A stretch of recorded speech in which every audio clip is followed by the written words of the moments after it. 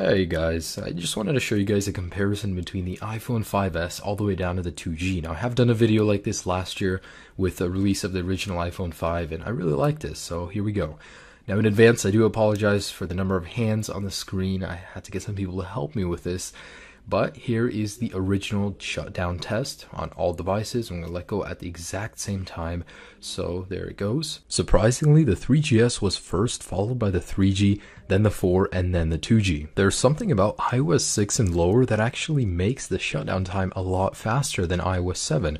Although all devices on iOS 7 shut down at the exact same time, which makes me think, what did they change? And in a second here, they should all be turning off at the exact same time. Now, while performing the boot up test, I just want to let you guys know it's important to notice that from the 5S and to the 2G, there's a massive difference in processing power and RAM, obviously.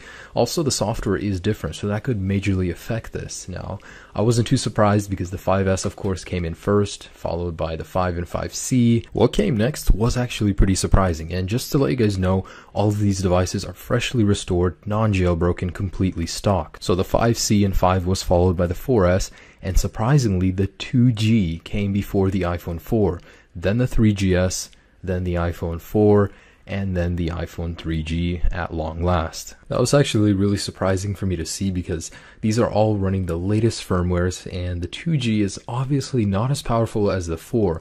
It's just the booting sequence and the way it works probably was changed in iOS 7, so that could be at fault. Now for the last couple of tests, I'm going to load reddit.com and apple.com, and the 5S is almost instantaneous. Thanks to the extra processing power and the new Wi-Fi capabilities, it's an amazing web browsing device, and it goes downhill from there to the 5C and so on. Just to confirm, all applications have been closed in the multitasking bar where applicable, and we're just going to go ahead and load reddit.com. And here we go. So this is reddit.com, launched on all devices at the same time. The 5S is king in this test as well as all others. Then comes the 5, then the 5C, then the 4S, and then the 4, and so on. So what did I learn doing these tests?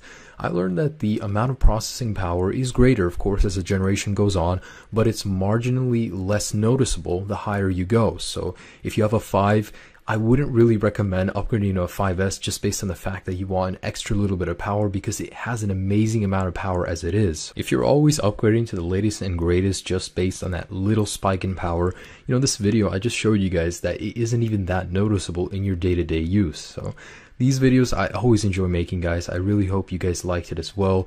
Have a great day, guys. Peace.